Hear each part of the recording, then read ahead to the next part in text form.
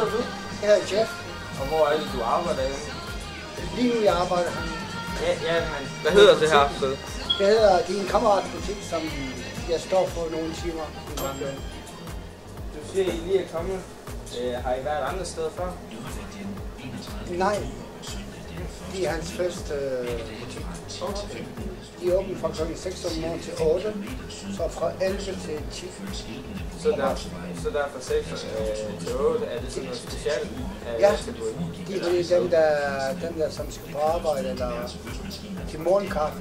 Vi har morgenkaffe her, og dem der skal på arbejde, så kan de tage madpakke med. Og hvad er det så? Det er sandwichretter, og så er der salatbaren også. Salater.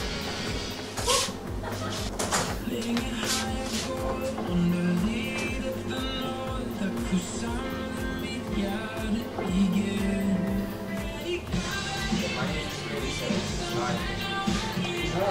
4, 5 forskellige.